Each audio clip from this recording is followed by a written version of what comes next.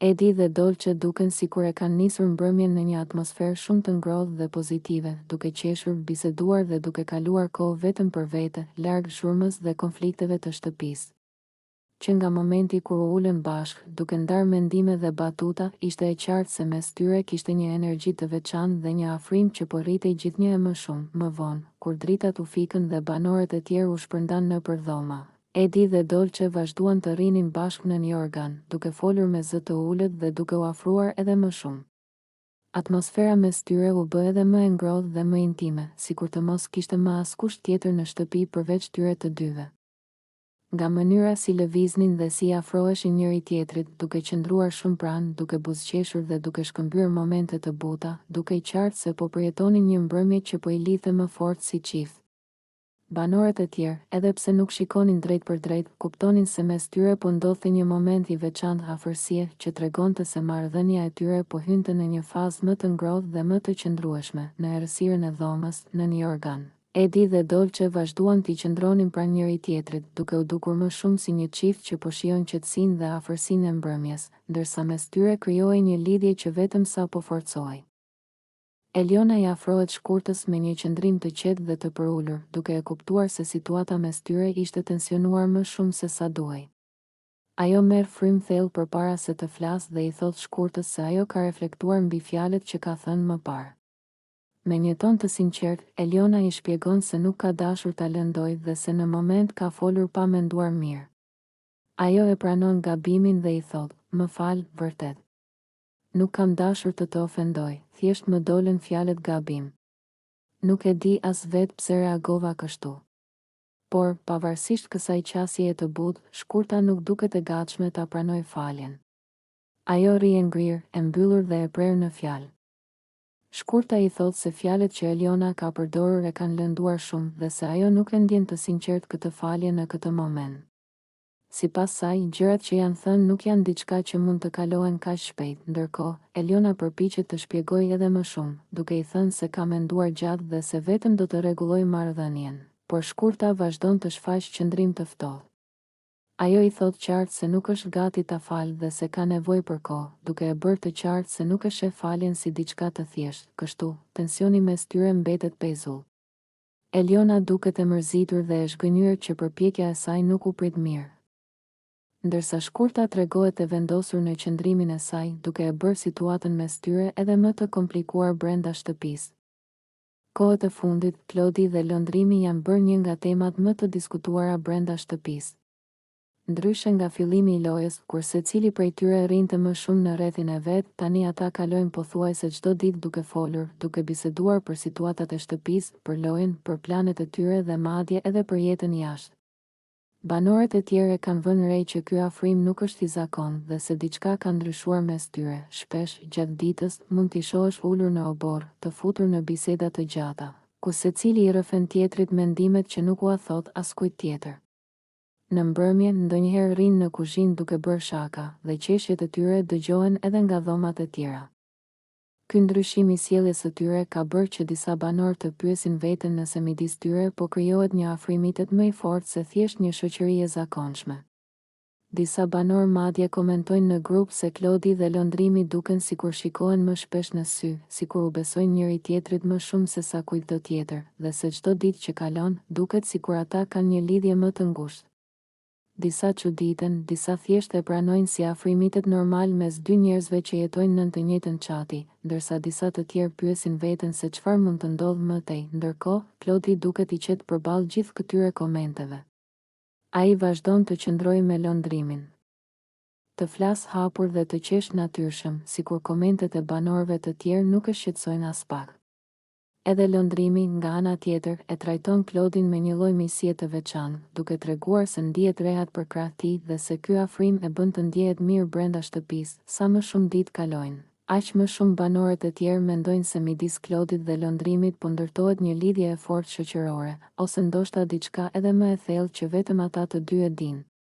Të gjithë po e ndjekin me kuriozitet këtë dinamik të re, sepse duket qartë se marrëdhënia mes tyre është bërë një pjesë e rëndësishme e atmosferës së shtëpisë së Big Brother. Shkurta ballafaqohet me Elionën në mes të shtëpisë, ndërsa të gjithë banorët e tjerë ndjekin situatën me vëmendje. Tensioni mes tyre ka qenë duke u ndërtuar prej ditësh dhe tani më në fund vjen çasti që të dyja të përballen hapur. Eliona, e lodhur nga debatet dhe keqkuptimet, i afrohet Shkurtës me një ton më të butë se zakonisht dhe i kërkon falje për çdo keqinterpretim apo fjalë që mund ta ketë lënduar. Ajo përpiqet të shpjegojë se nuk ka pasur qëllim të keq dhe se dëshiron thjesht ta mbyllë kapitullin e konfliktit, por Shkurta nuk dukej as pak e gatshme ta pranonte faljen. Ajo e dëgjon Elionën me krahët e kryqëzuar, pa asnjë shenjë zbutjeje në fytyrë. Sapo Eliona mbaron së foluri, Shkurta nis të flasë me një ton të prerë dhe të ftohtë, duke i bërë të qartë se falja nuk është diçka që ajo ka ndërmend ta japë.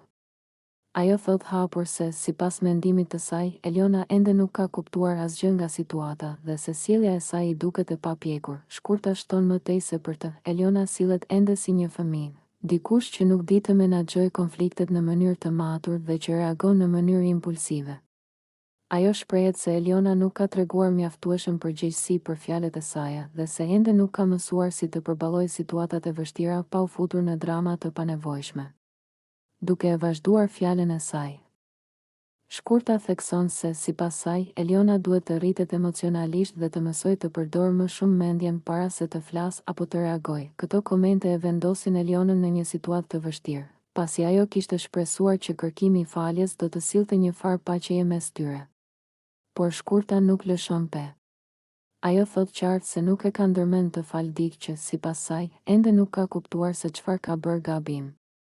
Për më tepër, ajo shton se Eliona nuk ka treguar asnjë shenjë që ka reflektuar plotësisht mbi konfliktin dhe se për këtë arsye nuk sheh asnjë arsye të pranojë faljen. Situata tensionohet edhe më shumë kur Shkurta, pa e kufizuar as pak tonin e saj kri. Eliona ulet me disa prej banorëve dhe fillon të shprehet hapur për situatën e tensionuar që ka pasur kohët e fundit me Shkurtën. Ajo duket të shqetësuar dhe thot se i ka bërë përshtypje mënyra se si Shkurta ka filluar të flasë gjithnjë e më shumë pas shpine, duke e paraqitur atë në një dritë të keqe para të tjerëve.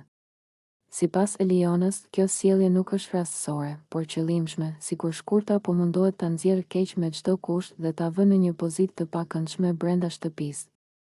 Ajo thot se ka dëgjuar disa herë Shkurtën duke komentuar në mënyrë të egzageruar situata të vogla, duke i shtuar gjëra që nuk kanë ndodhur, vetëm për ta bërë Elionën të duket si njeriu problematik. Eliona thekson se nuk i pëlqen kjo qasje, sepse ndjen se po krijohet një atmosferë e panevojshme ku njerëzit fillojnë të dyshojnë për të pa pasur arsye të vërtetë, teksa flet. Eliona tregon se është përpjekur ta kuptojë pse Shkurta po sillet kështu. Ajo mendon se ndoshta Shkurta është ndjerë e mërzitur ose e kërcënuar për ndonjë arsye dhe në vend që të flasë hapur, ka zgjedhur të komentojë keq pas shpine. Por, sipas Elionës, kjo mënyrë e sjelljes vetëm e përkeqëson situatën dhe nuk ndihmon askënd. Eliona e thot qartë se ajo nuk ka asgjë personale me Shkurtën dhe nuk kërkon konflikt, por ajo e bezdis fakti që dikush po përpiqet ta ulë apo ta dëmtojë para të tjerëve. Ajo ndjen se po i shtrembërohen fjalët, po keqinterpretohen veprimet e saj dhe kjo e bën të ndihet e padrejtësuar. Në fund, Eliona shton se shpreson që Shkurta të kuptojë se po gabon dhe se kjo sjellje nuk e çon askënd askund. Ajo thot se do ishte shumë më mirë nëse Shkurta do fliste drejt për drejt me të, në vend që të krijojë situata të panevojshme që vetëm rrisin tensionet në shtëpi. Për Elionën, çështja është e thjeshtë. Ajo kërkon qartësi, respekt dhe që askush të mos e përdor keq emrin e saj për të krijuar drama. Edi dhe lëndrimi përfshihen në një debat të ashpër me Labinotin, pasi tensionet mes tyre kanë kohë që janë mbledhur dhe tani shpërthejnë hapur përpara banorëve të tjerë. Në mes të diskutimit, Edi ngrihet i nervozuar dhe i thot Labinotit se sjellja e tij po e lodh gjithë shtëpinë dhe se ai është treguar vazhdimisht djalë i keq me veprimet e tij. Edhe lëndrimi ndërhyn duke i bërë të qartë Labinotit se sipas tij ai nuk ka treguar as pak ndjeshmëri apo mirëkuptim për askënd brenda shtëpisë dhe se kjo i bën njerëzit të distancohen prej tij, ndërsa situata nxehet, të dy bashkohen në akuza, duke i thënë Labinotit se ai po vepron pa shpirt dhe pa asnjë lloj përgjegjësie për fjalët dhe veprimet e tij. Edi i përmend disa raste të mëparshme ku Labinoti ka folur me arrogancë dhe ka lënduar të tjerët pa e marrë parasysh se si mund të ndihen. Ndërsa lëndrimi shton se Labinoti shpesh sillet si dikush që nuk ka fytyrë për të pranuar gabimet e veta dhe gjithmonë mundohet t'i kthejë situatat në favor të tij, me ton të larta dhe fytyra të tensionuara. Edi i thotë se një sjellje e tillë nuk mund të vazhdojë gjatë dhe se për të mirën e shtëpisë, Labinoti duhet të mendojë seriozisht për mënyrën si po vepron. Lëndrimi shkon edhe më tej duke thënë se me këtë mënyrë të sjellurit, Labinoti nuk ka pse të qëndrojë më gjatë aty, sepse vetëm krijon përçarje dhe stres tek banorët e tjerë. Debati vazhdon me disa ndërhyrje të banorëve të tjerë që përpiqen të qetësojnë situatën, por Edi dhe Lëndrimi qëndrojnë të vendosur në mendimin e tyre, duke e bërë të qartë se ata mendojnë se Labinoti duhet të largohet nga loja pasi, sipas tyre, prezenca e tij vetëm e rëndon atmosferën në shtëpi. Labinoti i dëgjon të gjitha me nerva të tendosura, ndërsa tensioni mes tyre rritet edhe më shumë dhe duket qartë se konfliktet e tyre nuk do të mbyllen lehtë.